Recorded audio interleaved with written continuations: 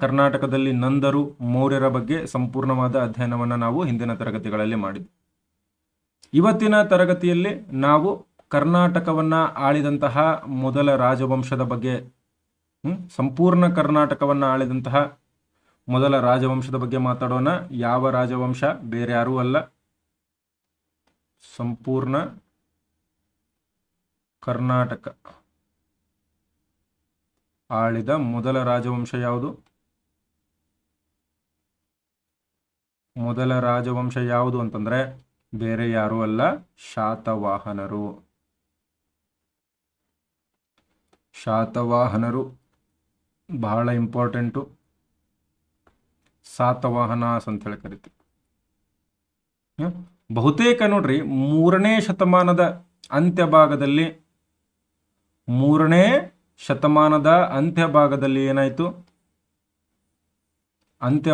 ಏನಾಯ್ತು? ಮೌರ್ಯರ ಆಡಳಿತ ಕೊನೆಗೊಂಡಿತು ಭಾರತದ ಮೇಲೆ. ಕ್ರಿಸ್ತ ಪೂರ್ವ 3ನೇ ಶತಮಾನದ ಅಂತ್ಯದಲ್ಲಿ ಯಾರ ಆಡಳಿತ ಕೊನೆಗೊಳ್ಳುತ್ತೆ? ಮೌರ್ಯರ ಅವನತಿ ಆಯಿತು. ಈ ಮೌರ್ಯರ ಅವನತಿ ಆದ ನಂತರ ಡೆಕ್ಕನ್ನಲ್ಲಿ ಸ್ವತಂತ್ರ ಸಾಮ್ರಾಜ್ಯವನ್ನ ಸ್ಥಾಪಿಸಿದಂತಹ ರಾಜವಂಶ ಯಾವುದು? ಶಾತವಾಹನ ರಾಜವಂಶ. ಮೌರ್ಯರ ಅವನತಿಯ ನಂತರ ಡೆಕ್ಕನ್ನಲ್ಲಿ ಸಂಪೂರ್ಣ ಸ್ವತಂತ್ರ ಸಾಮ್ರಾಜ್ಯವನ್ನ ಆಳಿದಂತಹ ರಾಜವಂಶ ಯಾವುದು? ಇವರದೇ. ಆಮೇಲೆ ಇವರ ಉಲ್ಲೇಖ ಅಶೋಕನ ಶಾಸನಗಳಲ್ಲೂ ಕೂಡ ಕಂಡು ಬಂದಿದೆ. ಇದು ಬಹಳಷ್ಟು ಜನರಿಗೆ ಗೊತ್ತಿಲ್ಲ. ಈ ಅಶೋಕನ ಶಿಲಾಶಾಸನಗಳನ್ನು ನಾವು ಅಧ್ಯಯನ ಮಾಡಬೇಕಾದ್ರೆ ಅಶೋಕನ 12ನೇ ಶಿಲಾಶಾಸನ ಗೊತ್ತಿರಬೇಕು ನಿಮಗೆ. ಈ ಅಶೋಕನ 12ನೇ ಶಿಲಾಶಾಸನದಲ್ಲಿ ಶಾತವಾಹನರನ್ನ ಏನಂತೇಳಿ ಕರೆಯಲಾಗಿದೆ? Andhra ಭೃತ್ಯರು.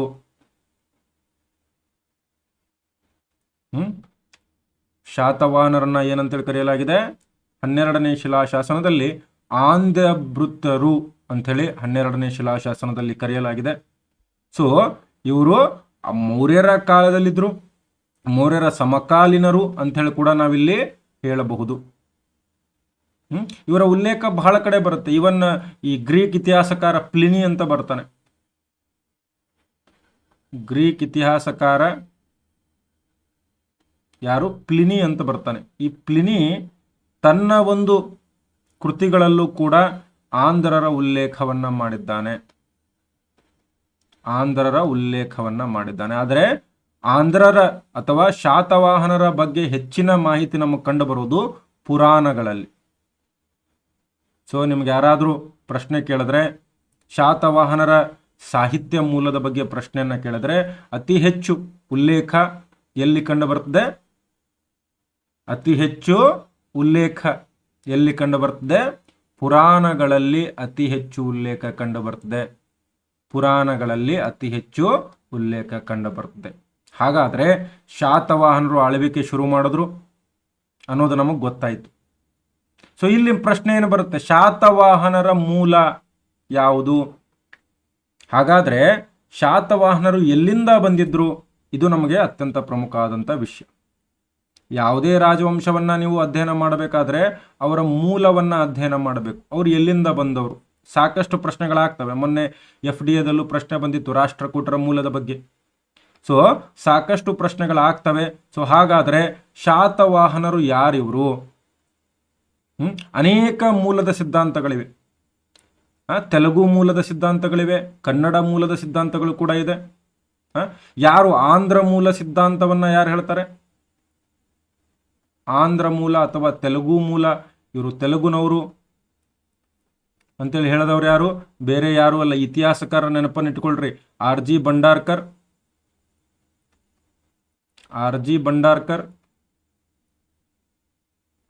VA Smith, Vincent A Smith ಅಂತೇಳಿ ಒಬ್ಬ ಪ್ರಸಿದ್ಧ ಬ್ರಿಟಿಷ್ ಇತಿಹಾಸಕಾರರು. ಈ ನೆಪೋಲಿಯನ್ ಆಫ್ ಇಂಡಿಯಾ ಅಂತೇಳಿ ಸಮುದ್ರಗುಪ್ತನನ್ನ ಕರೀತಾರೆ. ಆಮೇಲೆ ಪ್ರೊಫೆಸರ್ ರಾಪ್ಸನ್ನು. ಇವರೆಲ್ಲ ಏನು ಹೇಳ್ತಾರೆ? ಇವರು ತೆಲುಗಿನವರು. ಅದರಲ್ಲಿ RG ಭಂಡಾರ್ಕರ್ ಅವರು ಒಂದು ವಿಶೇಷವಾದಂತಹ ವಿಷಯವನ್ನ ಹೇಳ್ತಾರೆ. ಏನು? ನೇಗಿಲು ದಕ್ಷಿಣ ಭಾರತಕ್ಕೆ ಪರಿಚಯಿಸಲ್ಪಟ್ಟಿದ್ದು ಯಾರಿಂದ ಅಂತೇಳಿ ಹೇಳ್ತೀವಿ ನಾವು? ಈ ಸ್ಟೇಟ್ಮೆಂಟ್ ಕೂಡ ನೀವು ನೆನಪಲ್ಲಿ ಇಟ್ಕೊಳ್ಬೋದು. ಆರ್ ಜಿ ಭಂಡಾರ್ಕರ್ ಅವರು ಏನು ಹೇಳ್ತಾರೆ, ಅದ್ಭುತವಾದ ಸ್ಟೇಟ್ಮೆಂಟು. ಶಾತವಾಹನರು ದಕ್ಷಿಣಕ್ಕೆ ನೇಗಿಲನ್ನು ಪರಿಚಯಿಸಿದರು ಎನ್ನುವುದಕ್ಕಿಂತ ಶಾತವಾಹನರು ದಕ್ಷಿಣಕ್ಕೆ ನೇಗಿಲನ್ನ ಪರಿಚಯಿಸಿದರು ಅಂತೇಳಿ ನಾವು ಹೇಳ್ತೀವಿ. ಆದರೆ ಇವ್ರೇನು ಹೇಳ್ತಾರೆ, ಇವರು ಪರಿಚಯಿಸಿದರು ಎನ್ನುವುದಕ್ಕಿಂತ ನಾವೇನಂತೇಳಿ ಹೇಳ್ಬೋದು, ನೇಗಿಲಿನಿಂದ ಶಾತವಾಹನರು ದಕ್ಷಿಣಕ್ಕೆ ಪರಿಚಯಿಸಲ್ಪಟ್ರು ಅಂಥೇಳಿ ಇದು ಪ್ರಶ್ನೆ ಆಗ್ಬೋದು. ಈ ಒಂದು ಹೇಳಿಕೆಯನ್ನು ಹೇಳಿದವರು ಯಾರು ಅಂತೇಳಿ ಕೇಳಬಹುದು. ಸೊ ಇಲ್ಲಿ ನೀವೇನಂತ ಹೇಳಬೇಕು, ಆರ್ ಜಿ ಭಂಡಾರ್ಕರ್ ಅವರು. ನೋಡ್ರಿ, ದಕ್ಷಿಣ ಭಾರತ ಅಥವಾ ಡೆಕ್ಕನ್ನಲ್ಲಿ ಕೃಷಿಯನ್ನ ಪರಿಚಯಿಸಿದವರು ಶಾತವಾಹನರೇ. ಊಳಿಗಮಾನ್ಯ ಪದ್ಧತಿಯನ್ನ ಪರಿಚಯಿಸಿದವರು ಕೂಡ ಶಾತವಾಹನರೇ. ಜಾತಿ ಪದ್ಧತಿಯನ್ನ ಪರಿಚಯಿಸಿದವರು ಕೂಡ ಶಾತವಾಹನರೇ. ಸೊ ಶಾತವಾಹನರು ದಕ್ಷಿಣ ಭಾರತದ ಆಡಳಿತಕ್ಕೆ, ರಾಜಕೀಯಕ್ಕೆ ತಮ್ಮದೇ ಆದ ಕೊಡುಗೆಯನ್ನ ನೀಡಿದ್ದಾರೆ. ಸೊ ಆಂಧ್ರ ಮೂಲ ಸಿದ್ಧಾಂತವನ್ನ ಯಾರು ಪ್ರತಿಪಾದಿಸಿದ್ರು ಅಂತ ಹೇಳಿ ಪ್ರಶ್ನೆ ಬರ್ತದೆ. ಆಂಧ್ರ ಮೂಲ ಸಿದ್ಧಾಂತ ಅಂದಾಗ ಮೂರು ಇತಿಹಾಸಕಾರರ ಹೆಸರನ್ನ ನೀವು ನೆನಪಲ್ಲಿ ಇಟ್ಕೊಳ್ಬೇಕು. ಯಾರ್ಯಾರು? R G Bhandarkar, V S Smith, professor Rapson. R G Bhandarkar, V S Smith ಮತ್ತು ಪ್ರೊಫೆಸರ್ ರ್ಯಾಪ್ಸನ್. ಹಾಗಾದ್ರೆ ಕನ್ನಡ ಮೂಲ ಸಿದ್ಧಾಂತನೂ ಇದೆಯಾ ಸರ್? ಎಸ್, ಇದು ಕೂಡ ಪ್ರಶ್ನೆ ಆಗಬಹುದು. ಇವರು ಕನ್ನಡ ಮೂಲದವರು, ಕರ್ನಾಟಕದವರು ಅಂತೇಳಿ ಯಾರಾದರೂ ಹೇಳಿದಾರ? ಎಸ್, ಇದನ್ನು ಕೂಡ ಹೇಳಿದ್ದಾರೆ. ಯಾವ ಪ್ರಸಿದ್ಧ ಇತಿಹಾಸಕಾರ ಹೇಳಿದ್ದಾರೆ? ನಮ್ಮ ಎಚ್ ಪಿ ರಾಯಚೌಧರಿ ಅವರಾಗಿರ್ಬೋದು, ಕೆ ಪಿ ಜೈಸ್ವಾಲ್ ಅವರಾಗಿರ್ಬೋದು. ಇದು ಪ್ರಶ್ನೆ ಆಗ್ಬೋದು. ಶಾತವಾಹನರು ಕನ್ನಡ ಮೂಲದವರೆಂದು ಹೇಳಿದವರು ಯಾರು? ಯಾಕಂದ್ರೆ ಅವರ ಬಹುತೇಕ ಸ್ತೂಪಗಳು ಎಲ್ಲಿ ಕಂಡು ಬಂದಿವೆ? ಕರ್ನಾಟಕದಲ್ಲೇ ಕಂಡು ಬಂದಿದೆ. ಹೀಗಾಗಿ ಇವರು ಕನ್ನಡ ಮೂಲದವರು ಅಂತೇಳಿ ಎಚ್ ಪಿ ರಾಯಚೌಧರಿ ಅವರು ಹೇಳ್ತಾರೆ. ಇವರು ಯಾವ ಮೂಲದವರು? ಇವರು ಕನ್ನಡ ಮೂಲದವರು ಅಂಥೇಳಿ ಎಚ್ ಪಿ ರಾಯಚೌಧರಿ ಅವರು ಮತ್ತು ಕೆ ಪಿ ಜೈಸ್ವಾಲ್ ಅವರು ಕೂಡ ಇದೇ ಮಾತನ್ನ ಹೇಳ್ತಾರೆ. ಹಾಗಾದ್ರೆ ನೆಕ್ಸ್ಟ್ ಏನು ನಾವು ಅರ್ಥ ಮಾಡ್ಕೋಬೇಕು? ಶಾತವಾಹನ ಅನ್ನೋ ಪದದ ಅರ್ಥ ಏನು? ಇವೇ ಪ್ರಶ್ನೆ ಆಗೋದು. ಶಾತವಾಹನ ಪದದ ಅರ್ಥ ಏನು ಅಂತ ಹೇಳಿ ಕೇಳಿದ್ರೆ ಕೆಲವೊಂದು ಕಡೆ ಏನ್ ಹೇಳ್ತಾರೆ? ಸಪ್ತವಾಹನ, ಸಪ್ತ ಪ್ಲಸ್ ವಾಹನ ಅಥವಾ ಸತ್ ಪ್ಲಸ್ ವಾಹನ ಅಂತ ಕರಿತೀವಿ. ಸತ್ ಪ್ಲಸ್ ವಾಹನ ಅಂತಂದ್ರೆ 7 ವಾಹನವಾಗಿಟ್ಟುಕೊಂಡವರು. ಉದಾಹರಣೆಗೆ 7 ಕುದುರೆಯನ್ನ ವಾಹನವಾಗಿಟ್ಟುಕೊಂಡವರು. 7 ಕುದುರೆ ಯಾರ ವಾಹನ? 7 ಕುದುರೆಗಳು ಯಾರ ವಾಹನವಾಗಿರ್ತವೆ? ವೆರಿ ಗುಡ್, ಸೂರ್ಯನದು. ಸೊ ಮೋಸ್ಟ್ಲಿ ಇವರು ಸೂರ್ಯವಂಶಸ್ಥರೇ ಇರಬಹುದು. ಸೊ ಸಪ್ತವಾಹನ ಅಂತಂದ್ರೆ ಸೂರ್ಯನ ವಂಶಸ್ಥರು, ಸೂರ್ಯನ ವಂಶದಿಂದ ಬಂದಿರಬಹುದು. ಇನ್ನು ಸತ್ವಾಹನ ಅಂದ್ರೆ ಏನು? ಸತ್ ಅಂತಂದ್ರೆ ಏನು? ಸತ್ ಅಂದ್ರೆ ಸಿಕ್ಕಾಪಟ್ಟೆ ವೇಗವಾದ ಕುದುರೆ. ಸ್ವಿಫ್ಟ್ ಅಂಡ್ ನಿಂಬಲ್ ಹಾರ್ಸ್ ಅಂತ ಕರಿತೀವಿ ಇಂಗ್ಲಿಷ್ನಲ್ಲಿ. Swift and nimble horse. So mostly ಇವರು ಕುದುರೆ ಸವಾರರಾಗಿರ್ಬೋದು. ಅದಕ್ಕೆ ಇವರಿಗೆ ಏನಂತ ಕರಿತೀವಿ? ಈ ಚುರುಕಾದ ವೇಗವಾದ ಕುದುರೆ ಮೇಲೆ ಇವರು ಪ್ರಯಾಣಿಸುತ್ತಿದ್ದರಿಂದ ಇವರೇನಂತ ಕರಿತೀವಿ? ಸತ್ವಾಹನ ಅಂತ ಕರಿತೀವಿ.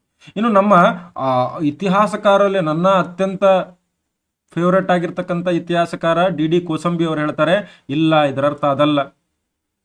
ಇದರ ಮೀನಿಂಗು ಸದ್ ಪ್ಲಸ್ ಕೊನ ಅಂತ ಹೇಳ್ತಾರೆ. ಸದ್ ಕನ ಅಂತಂದ್ರೆ ಏನು? ಕುದುರೆಯ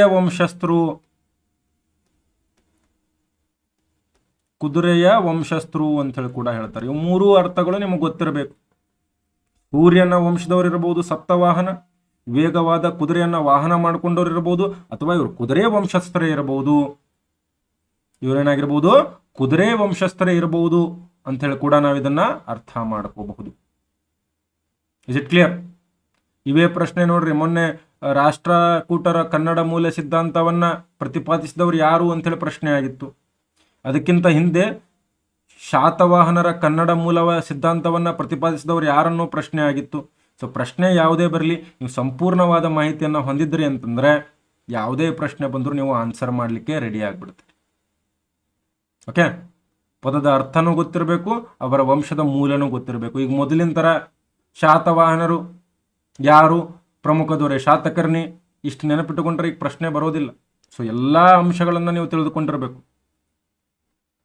ಓಕೆ, ಸೊ ಇನ್ನು ಆ ಶಾತವಾಹನರ ರಾಜಕೀಯ ವ್ಯವಸ್ಥೆಯ ಬಗ್ಗೆ ನಾವು ಮಾತಾಡೋದಾದರೆ, ಶಾತವಾಹನರ ರಾಜಧಾನಿ ಯಾವುದಾಗಿತ್ತು?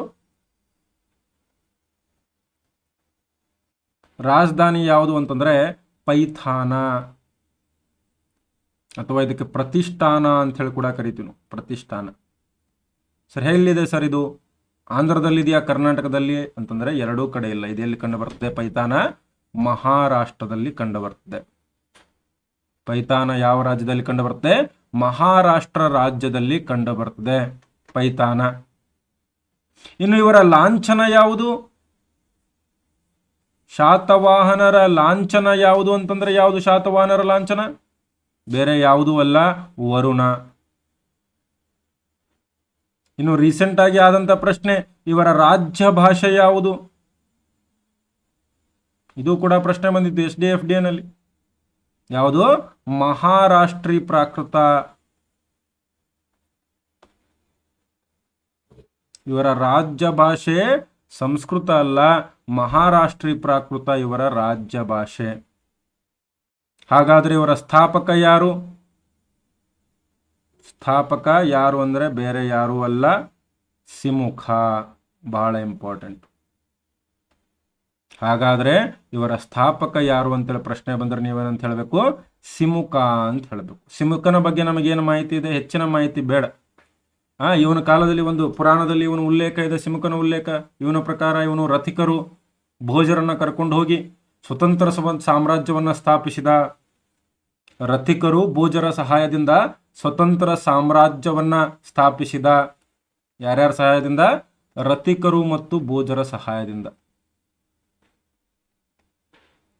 ಭೋಜರ ಸಹಾಯದಿಂದ ಏನ್ ಮಾಡ್ತಾನೆ? ಸ್ವತಂತ್ರ ಸಾಮ್ರಾಜ್ಯವನ್ನ ಸ್ಥಾಪಿಸಿದ ಅಂತ ಹೇಳಿ ನೋಡ್ತೀವಿ. ಹಾಗಾದ್ರೆ ಇವನ ಪ್ರಮುಖ ಬಿರುದುಗಳು ಯಾವ್ಯಾವು ಅಂತ ಕೇಳಿದ್ರೆ ಎರಡು ಬಿರುದುಗಳನ್ನು ಹೇಳಬೇಕಾಗುತ್ತೆ. ಒಂದು ರಾಯಸಿಮುಖ ಅಂತೇಳಿ ಕೂಡ ಕರೀತಾರೆ ಇವನಿಗೆ. ಇನ್ನೊಂದು ಕಡೆ ಶಾಲಿವಾಹನ ಅಂತೇಳಿ ಕೂಡ ಉಲ್ಲೇಖ ಇದೆ. ಇವನ ಪ್ರಮುಖ ಬಿರುದುಗಳು ಯಾವ್ಯಾವು?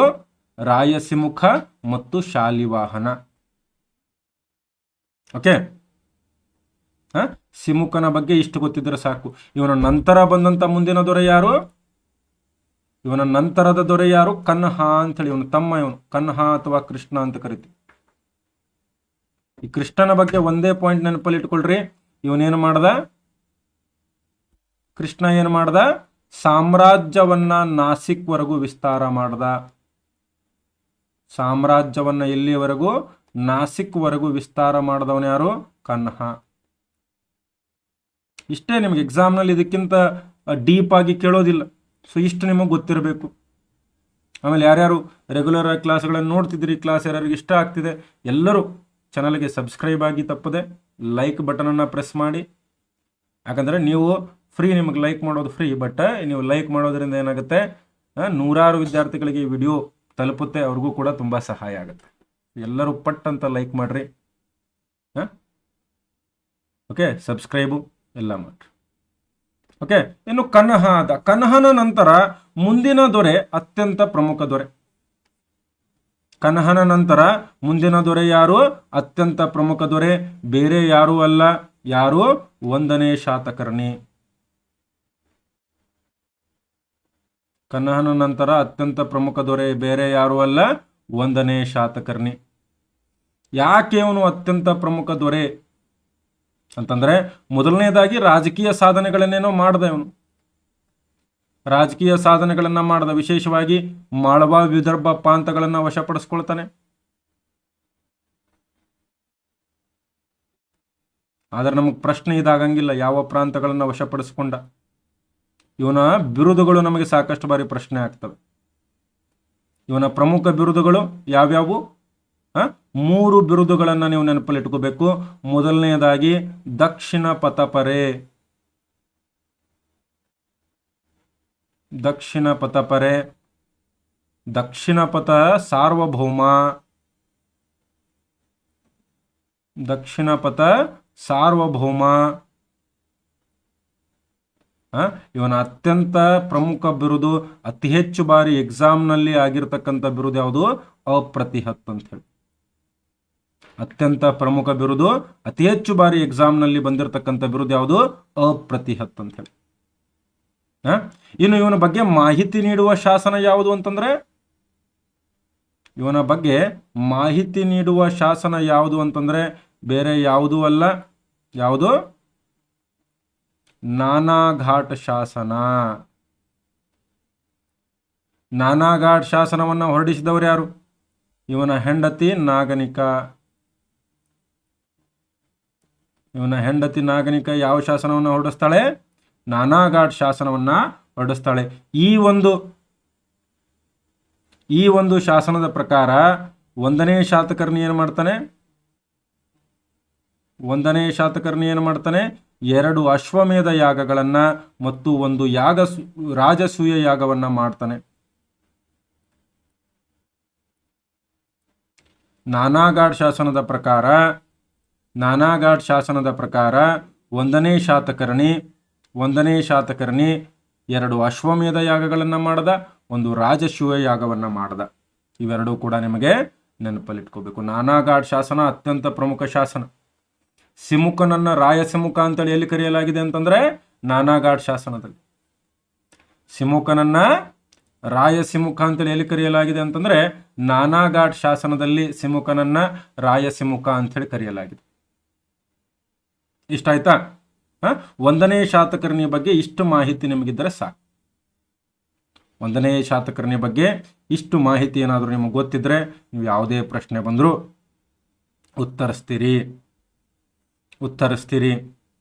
ಹಾಗಾದ್ರೆ ಇನ್ನೊಬ್ಬ ಪ್ರಮುಖ ದೊರೆ, ಇವನ ನಂತರ ಬಂದವನು ದೊರೆ ಯಾರು ಅಂತಂದ್ರೆ 2ನೆಯ ಶಾತಕರ್ಣಿ. ಇವನ ನಂತರ ಬಂದಂತಹ ಅತ್ಯಂತ ಪ್ರಸಿದ್ಧ ದೊರೆ ಯಾರು ಅಂತಂದ್ರೆ 2ನೇ ಶಾತಕರ್ಣಿ. ಬಹಳ ಜನಕ್ಕೆ ಬಹಳ ಕನ್ಫ್ಯೂಷನ್ ಇದೆ. 1ನೇ ಶಾತಕರ್ಣಿ, 2ನೇ ಶಾತಕರ್ಣಿ.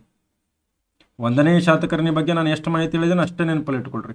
2ನೇ ಶಾತಕರ್ಣಿ ಬಗ್ಗೆ ಇನ್ನೂ ವಿಶೇಷ ಮಾಹಿತಿ ನೆನಪಲ್ಲಿ ಇಟ್ಕೋಬೇಕು. ಇವನ ಉಲ್ಲೇಖ ಎಲ್ಲಿದೆ? ಉಲ್ಲೇಖ ಯಾವುದಿದೆ? ಕಳಿಂಗದ ಮಹಾಮೇಘವಾಹನ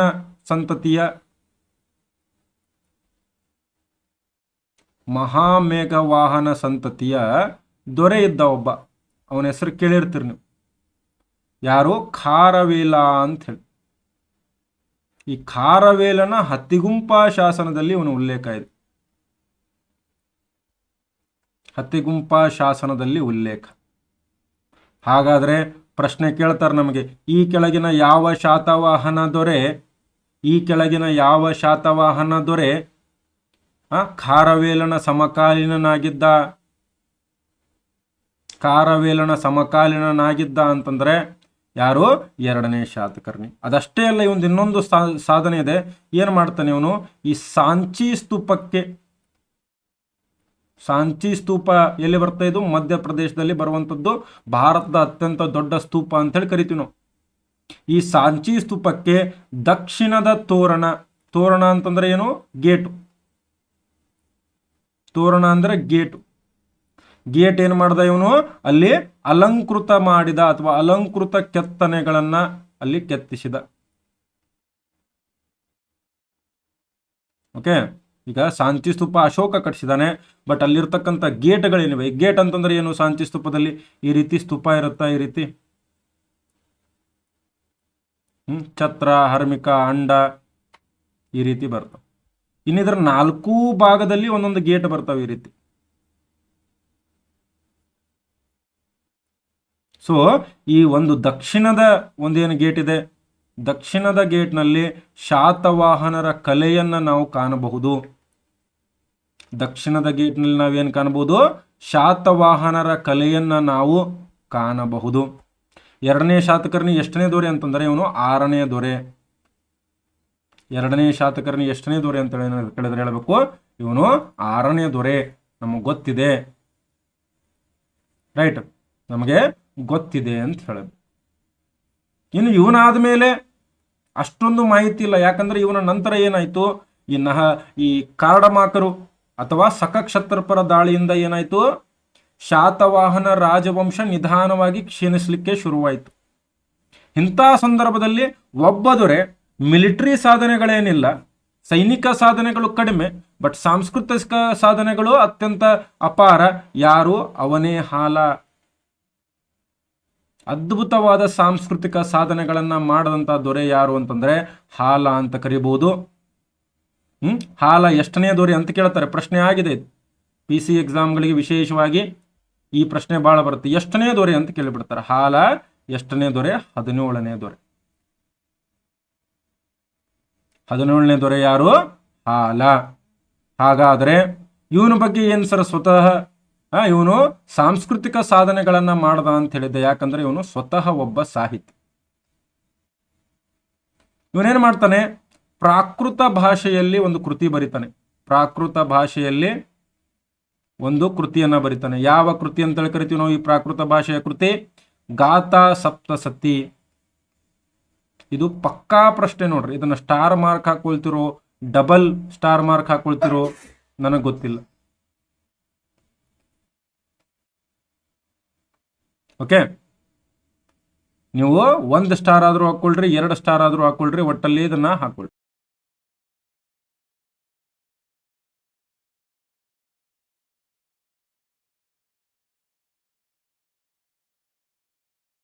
ಈ ಒಂದು ಗಾಥಾ ಸಪ್ತಶತಿಯ ವಿಶೇಷತೆ ಏನಪ್ಪ? ಗಾಥಾ ಸಪ್ತಶತಿಯ ವಿಶೇಷತೆ ಏನಂತಂದ್ರೆ ಇದೊಂದು ಶೃಂಗಾರ ಕಾವ್ಯ. ಇದೊಂದು ಶೃಂಗಾರ ಕಾವ್ಯ ಅಂದ್ರೆ ಎಷ್ಟು ಶ್ಲೋಕಗಳನ್ನು ಒಳಗೊಂಡಿದೆ? 700 ಶ್ಲೋಕಗಳನ್ನ ಒಳಗೊಂಡಿದೆ. ಇದರ ಬಗ್ಗೆ ಏನು ಕೇಳ್ತಾರೆ ಅಂತಂದ್ರೆ, ಇದರಲ್ಲಿ ಕೃಷ್ಣ, ಗೌರಿ, ಪಶುಪತಿ, ಇಂದ್ರ, ಯಾರು ಇವರೆಲ್ಲ? ಕೃಷ್ಣ, ಗೌರಿ, ಇಂದ್ರ, ಪಶುಪತಿ, ಯಾರು ಇವರೆಲ್ಲ? ಇವರೆಲ್ಲ ದೇವತೆಗಳಿವರು. ಈ ದೇವತೆಗಳ ಉಲ್ಲೇಖ ಇದೆ. ಅನೇಕ ಶ್ಲೋಕಗಳನ್ನ ಈ ದೇವತೆಗಳಿಗೆ ಸಮರ್ಪಿಸಲಾಗಿದೆ. ಇನ್ನು ಇವನ ಕಾಲದಲ್ಲಿ ಇನ್ನೊಬ್ಬ ಕವಿ ಇದ್ದ, ಅದ್ಭುತವಾದಂತ ಕವಿ. ಯಾರು? ಗುಣಾಢ್ಯ ಅಂತ ಹೇಳಿ. ಇವನ ಕಾಲದ ಅದ್ಭುತವಾದ ಕವಿ ಯಾರು ಅಂದ್ರೆ ಗುಣಾಢ್ಯ. ಗುಣಾಢ್ಯ ಯಾವ ಭಾಷೆಯಲ್ಲಿ? ಪೈಶಾಚಿ ಭಾಷೆಯಲ್ಲಿ ಒಂದು ಕೃತಿಯನ್ನ ಬರೀತಾನೆ.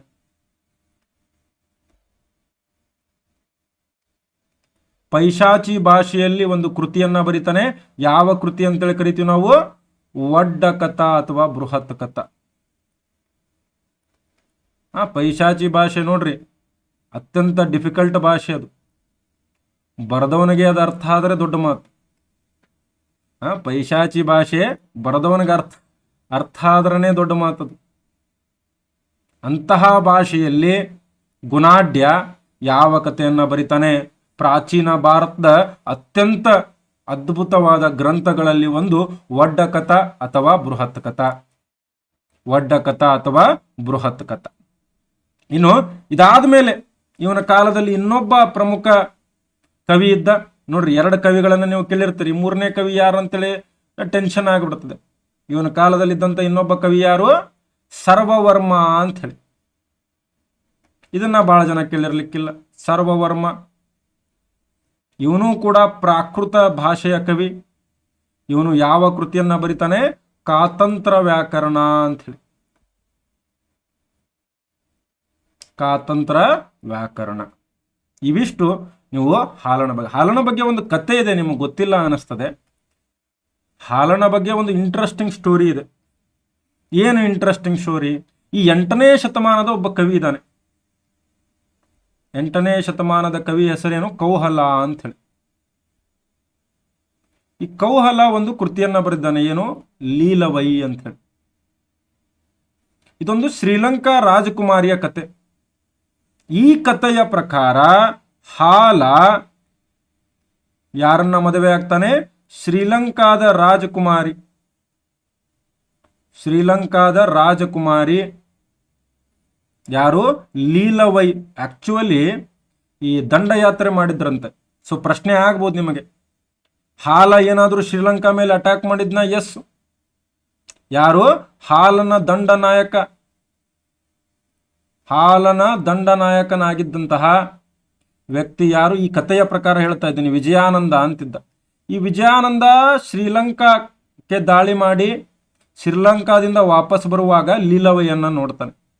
ನೋಡಿ ರಾಜನಿಗೆ ಬಂದು, ಅಯ್ಯೋ ಲೀಲವೈ ಎಷ್ಟೊಂದು ಸುಂದರಿ ಅಂತಂದ್ರೆ, ತ್ರಿಪುರ ಸುಂದರಿಯವಳು, ಅದ್ಭುತ ಸುಂದರಿಯವಳು ಅಂದಾಗ ಹಾಲನಿಗೆ ಅವಳ ಬಗ್ಗೆ ಕೇಳಿ ಅವಳ ಮೇಲೆ ಮನಸ್ಸಾಗಿ ಹಾಲ ಹೋಗಿ ಲೀಲವಯ್ಯನ್ನ ಮದುವೆ ಆಗ್ತಾನೆ ಪ್ರೀತಿಸಿ ಅನ್ನೋ ಒಂದು ಕತೆ ನಮಗೆ ಎಲ್ಲಿ ಸಿಗುತ್ತದೆ?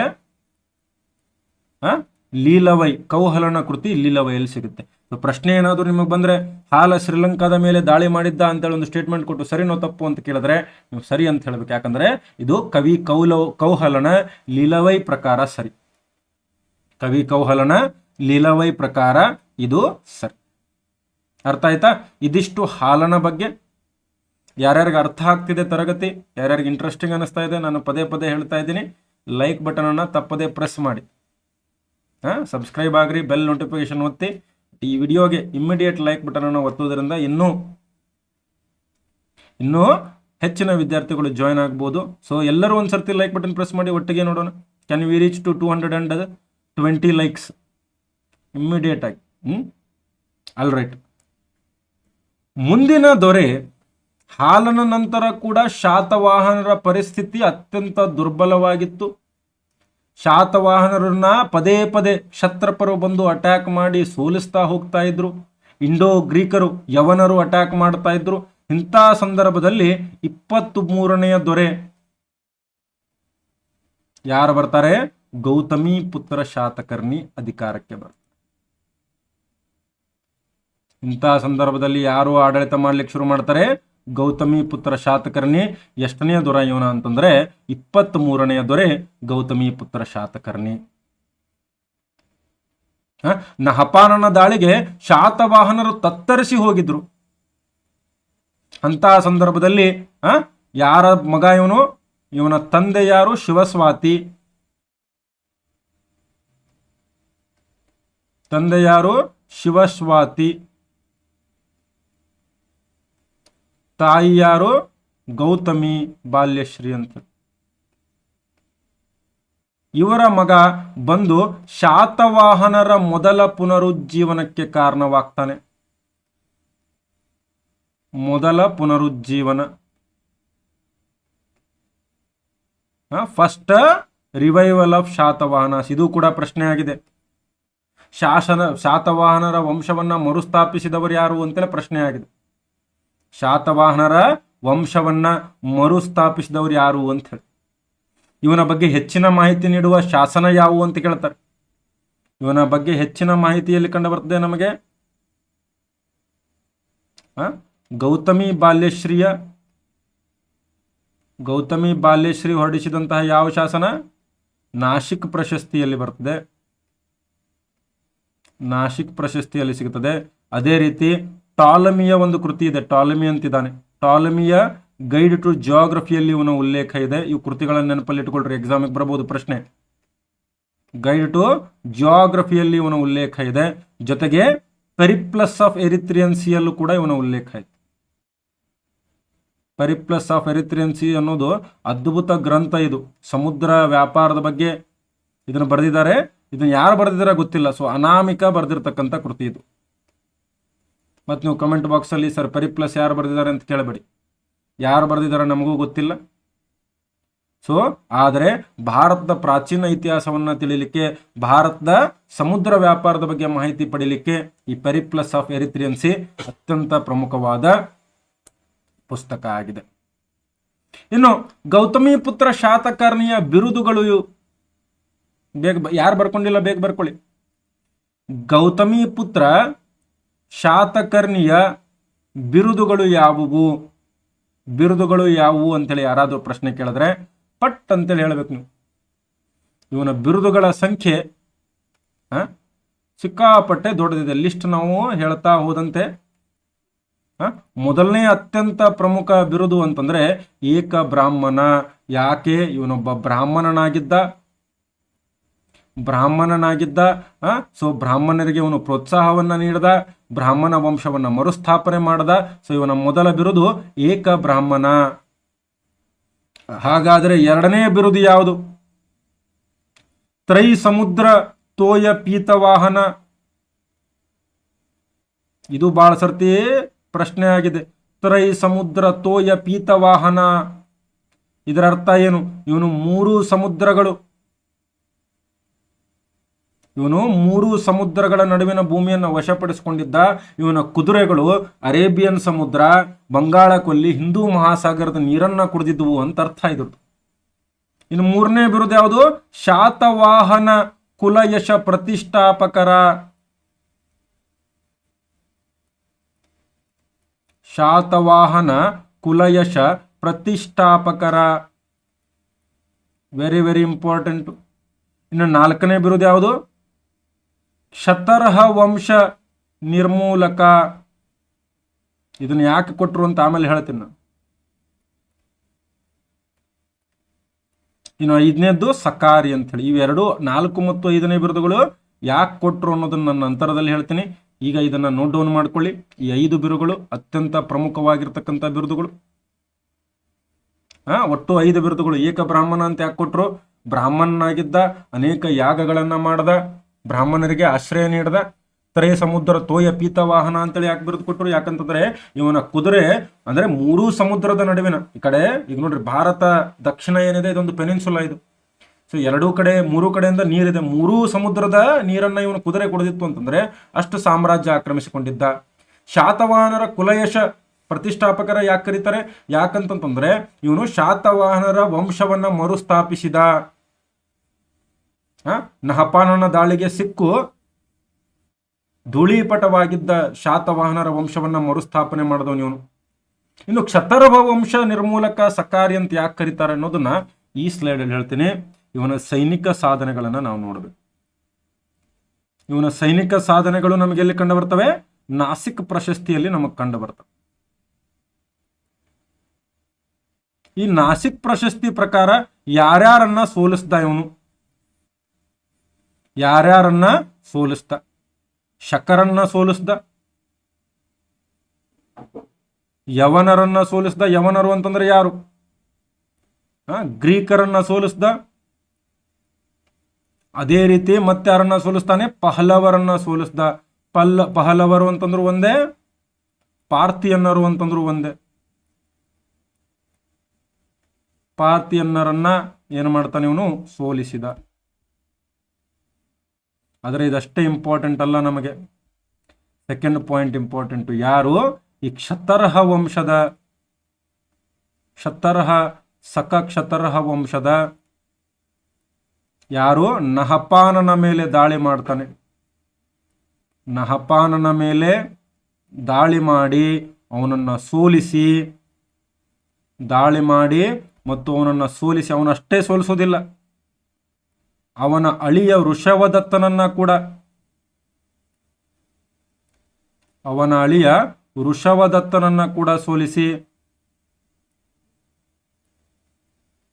ಸೋಲಿಸಿ ಏನಂತೇಳಿ ಬಿರುದು ಪಡಿತಾನೆ ಅವನು?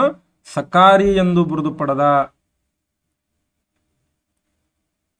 ನೋಡ್ರಿ, ಯಾರು ಶಾತವಾಹನ ವಂಶವನ್ನ ನಾನು ಏನ್ ಹೇಳ್ತೇನೆ, ಧೂಳಿಪಟ ಮಾಡಿದಂತ ದೊರೆ ನಹಪಾನನನ್ನ ಹೀನಾಯವಾಗಿ ಸೋಲಿಸಿ ಸಕಾರಿ ಮತ್ತು ಕ್ಷತರ್ಹ ವಂಶ ನಿರ್ಮೂಲಕ ಅನ್ನೋ ಬಿರುದು ಬಿಡ್ತಾನೆ. ಹಂಗೆ ಬಿಡೋದಿಲ್ಲ.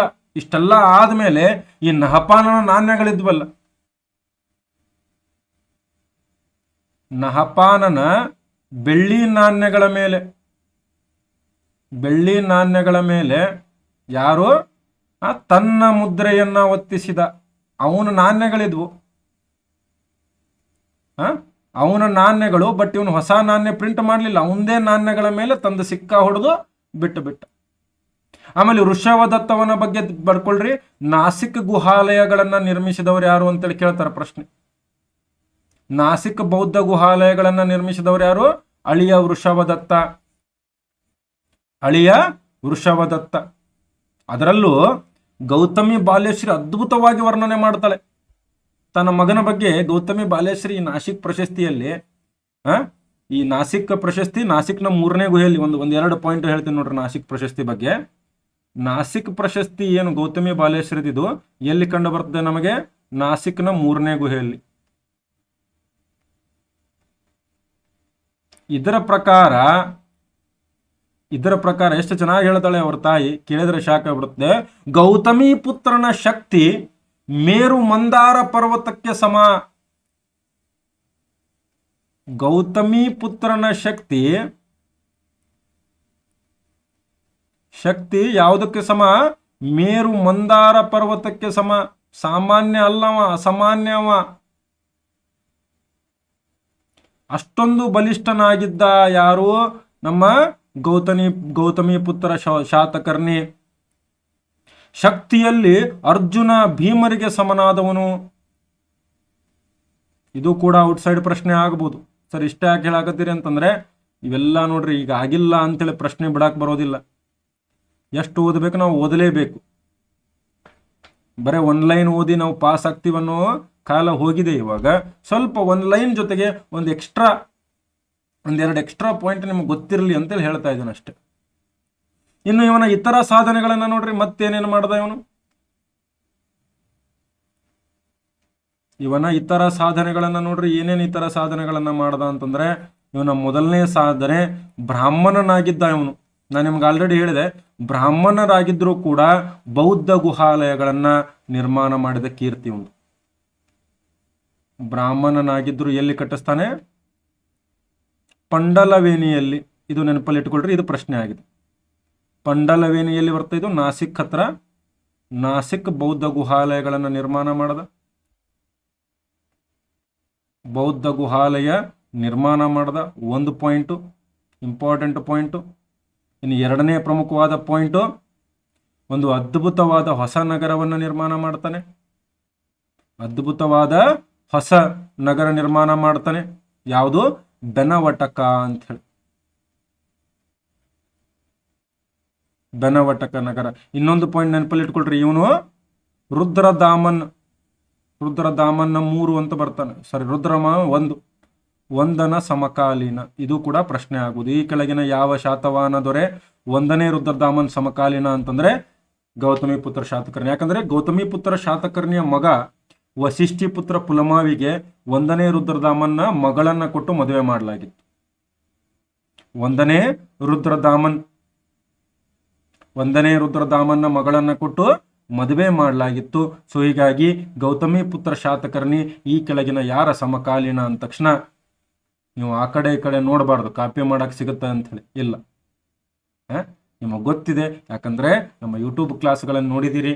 ಇದನ್ನ ಬಿಟ್ಟು ಕರ್ನಾಟಕ ಇತಿಹಾಸದಲ್ಲಿ ಪ್ರಶ್ನೆ ಬರೋದು 99% ಎಲ್ಲ ಪ್ರಶ್ನೆಗಳು ನಾವೇನು ಈಗ ಸೀರೀಸ್ ಮಾಡ್ತೀವಲ್ಲ ಇದರಿಂದನೇ ಬರುತ್ತೆ.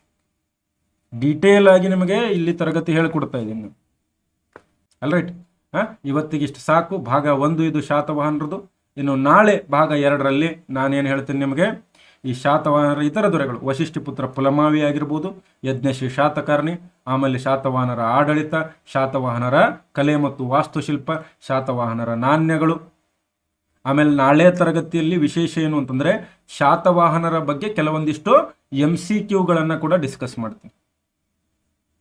ನಾಳೆ 8:30 ತರಗತಿಯಲ್ಲಿ ಶಾತವಾಹನರು ಟಾಪಿಕ್ ಕವರ್ ಮಾಡಿ ಕೆಲವೊಂದಿಷ್ಟು MCQಗಳನ್ನು ಕೂಡ ಇದೇ ಒಂದು ಯೂಟ್ಯೂಬ್ ಚಾನಲ್ನಲ್ಲಿ, ಇದೇ ಒಂದು ಸೆಷನ್ಸಲ್ಲಿ ನಾನು ಕವರ್ ಮಾಡ್ತೀನಿ. ಸೊ ಎಲ್ಲರಿಗೂ ಕೂಡ ತಪ್ಪದೇ ಈ ವಿಡಿಯೋನ ಶೇರ್ ಮಾಡ್ರಿ. ಅದನ್ನು ಮಾತ್ರ ಬಿಡಬೇಡಿ, ಶೇರ್ ಮಾಡಿ, ಹೆಚ್ಚು ಶೇರ್ ಮಾಡ್ತಾ ಹೋಗಬೇಕು, ಹೆಚ್ಚು ಲೈಕ್ ಮಾಡ್ತಾ ಹೋಗಬೇಕು. ಆಮೇಲೆ ಯಾರ್ಯಾರು ಲೈವ್ ಸ್ಟ್ರೀಮ್ ಬಿಟ್ಟು ನಂತರ ಕ್ಲಾಸ್ ನೋಡ್ತಾ ಇದ್ದೀರಿ, ನೀವು ಕೂಡ SR01 ನಿಮ್ಮ ಕಮೆಂಟ್ ಬಾಕ್ಸಲ್ಲಿ ಕ್ಲಾಸಿನ ಬಗ್ಗೆ ನಿಮ್ಮ ಅಭಿಪ್ರಾಯ ಏನಿದೆ ಕಮೆಂಟ್ ಬಾಕ್ಸ್ನಲ್ಲಿ ಎನಿ ಟೈಮ್ ನೀವು ಬರೀಬೋದು. ಓಕೆ, ಕ್ಲಿಯರ್ ಇದೆಯಾ? ಆಲ್ರೈಟ್, ಮತ್ತೆ ನಾಳೆ ಸರಿಯಾಗಿ 8:30 ಮತ್ತೆ ಸಿಗ್ತೀನಿ. ಇತಿಹಾಸ ಇಲ್ಲಿ ಮಾತ್ರ, ಯೂಟ್ಯೂಬ್ನಲ್ಲಿ ಮಾತ್ರ. ಇಲ್ಲಿ ನೋಡಿ ನಿಮ್ಮ ಸ್ಪರ್ಧಾತ್ಮಕ ಪರೀಕ್ಷೆಗಳ ಗುರಿಯನ್ನು ಇನ್ನಷ್ಟು ಹತ್ತಿರ ಮಾಡ್ಕೊಳ್ಳಿ. ಇವತ್ತಿಗೆ ನಾನು ಸೈನ್ ಆಫ್ ಮಾಡ್ತಾ ಇದ್ದೀನಿ. ಎಲ್ರಿಗೂ ಕೂಡ ಧನ್ಯವಾದಗಳು. Bye, take care, see you tomorrow.